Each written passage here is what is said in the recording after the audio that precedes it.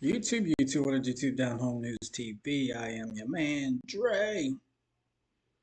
And how do I start this off? Got a video from I Never Knew TV that came across my feed. And it's featuring the one, the only Judge Joe Brown. And the title of the video is Judge Joe Brown Talks Origins of Jewish Power in This Country. And I know a lot of people heard the theories about how they rule the world. I'm not sure if they do, I'm not sure if they don't. But I know they make it seem as if all of the Jewish people are successful, which isn't true, I'm pretty sure. Yeah, I know for sure. Not every Jewish person is going to be rich and whatever, but just like any other class of people or a set of people. Jewish is a religion, right? Yeah. Whatever religious group of people. But yeah, I heard Kanye talk about it. So it goes on the list. But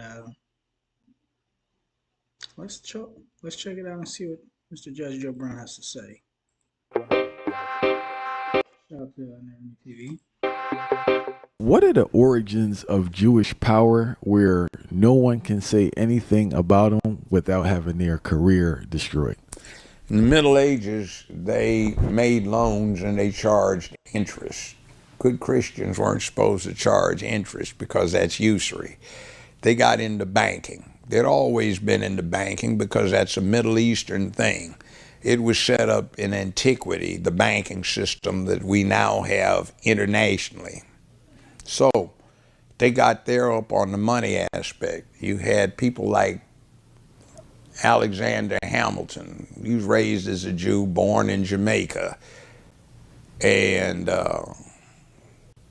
he was what he was, and there's always been influence, and there was always this thing in America about we have no official religion, and we cannot have religious test as the basis for anything that is done by our government. By the way, that's Article 6 of the Constitution.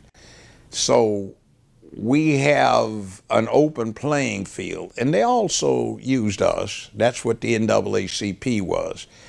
Now you'll hear various revisions on who founded the NAACP, but as the NAACP toots and have for the last 60 some years that I have been intimately aware of, the purpose of the NAACP was this: Jewish folk were catching hell in America. So if you used the Negro, colored people as a foil, if you couldn't do it to a Negro, you couldn't do it to a Jew. So the civil rights thing helped out the Jewish community immensely. And they have insinuated themselves greatly into the economic process of the country.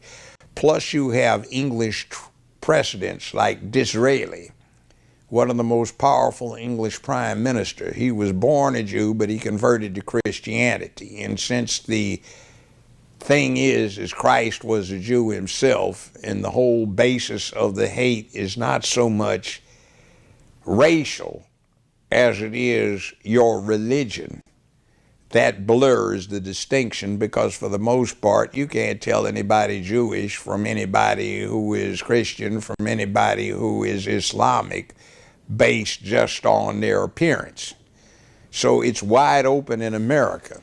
And then as far as the black experience goes, I remember attending a lecture by Thurgood Marshall years ago, and he said what the NAACP and himself chose to do to advance civil rights for the first part of the 20th century, since there weren't any real laws other than the 13th, 14th, and 15th Amendments on it, was this: they went to the Society for Prevention of Cruelty to Animals laws that states had passed. And the theory was, if you couldn't do it to a dog, you couldn't do it to a Negro. If you couldn't do it to a Negro, you couldn't do it to a Jew. So a whole lot of people have benefited from us being the... They're legally robbing you. And it's happening every time you pay for car insurance. Here's the Miranda, so to speak, about what rights are. Miranda's not a nice guy. People don't like Negroes, but they appreciate what we have set up. And over 50 years, it has been repeated over and over. You have to be fair and impartial. You can't be racist, even though somebody might be, but that's soaked into our national persona. So now some other groups take advantage of that, and they say, well, we're just like black folk. No, you're not. We have the same cause as black folks. No, you don't. But everything that's been said in association with black folk has been helpful to your cause. And Jewish people and Negroes and colored folk and black folk and Afro-Americans have been hooked up a long time in terms of what they're doing. Hollywood, that so many of us ideate on, is a Jewish enclave. But that's what I'm trying to say. What is the origins of their power in Hollywood? Because the loans? Because they chose to get involved. Now, let me ask you this. How did gays take over the interior decorating field? I don't know. Is it a situation? All right. It's something that attracts certain people to certain things, and they get involved. What do we ideate on? As black people? Yeah. What do you talk to typical black male youth? What does he want to be? Sports, basketball. Yeah, football hey man, I want to play some entertainer. basketball. I offered some kid a full scholarship to get an airline pilot's license, multiple instrument flying qualified, multiple engine instrument flying qualified, six-figure income starting 22 years old with a major airline. He wanted to play basketball. He's 5'9" and he's 17. That's how we ideate. That's what deals with that thing, that your group ideates on certain things, you tend to gravitate there. What you want to be? Man, I'm in rapping, man. I want to be a rapper. I want to do rhymes, man. I want to play me some ball, man, make me some money. And if somebody else is talking about, I want to do this, that's what they get into. See, and the Jewish community is not homogenous. And there's another thing. See, there are atheist Jews who don't believe in the religion, but they have the culture. There are some similarities. Your Jewish status is determined by your mother's status. Your status as a slave or not is determined by your mother's status.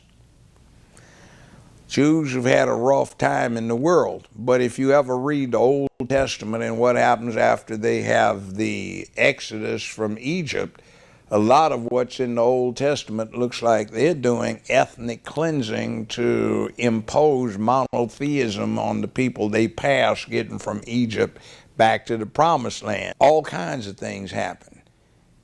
And not saying it's appropriate, but there's a big mismatch right now in the whole world behind that. And people look for scapegoats. And the Jews became the scapegoats for Europe for a long time. And black folk are the scapegoats for America. You see, in any time you have a large population, you have a lot of undisplaced interpersonal hostility and aggression. People are mad at each other. But if you've got a scapegoat, they can displace all of that on, even if vicariously, then they tend not to be so angry. So America would be a fine place if it wasn't for them militant niggers that they have, like H-Rap something or others and Stokely whatchamacallits. Heard that a lot in the late 60s and early 70s. So it was a scapegoat thing. Love it or leave it, them long-haired, commie sympathizing hippies. See, that was scapegoats. This was an excuse for why it didn't work for you. You see, so right now we serve that vital function. You see, every time somebody looks at somebody being hip-hop or thuggish, people get to worrying about it. Even black folks see other black folk walking down the street and they want to walk on the other side if they look too gangster or too thug. White folk can be real thugs, real organized crime figures, and they don't get worried about it. Even the black folk feel comfy.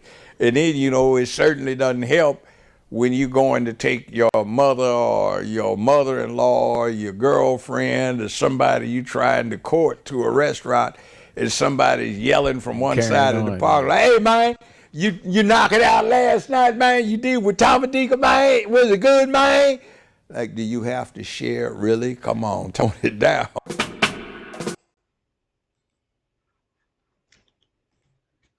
Yeah, I enjoyed that little short dialogue.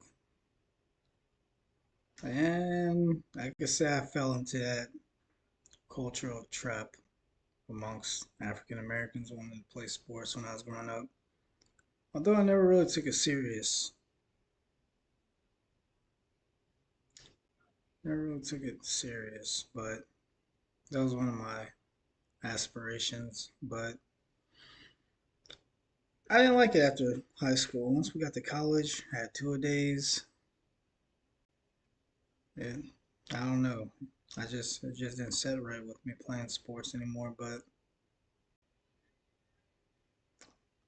well, that was a nice little history lesson on the Jewish community and how they got some of their power. I love listening to Judge Joe Brown because he seems like he's just a cave full of knowledge, man, in history. But Down Home News TV, I'm Jerry.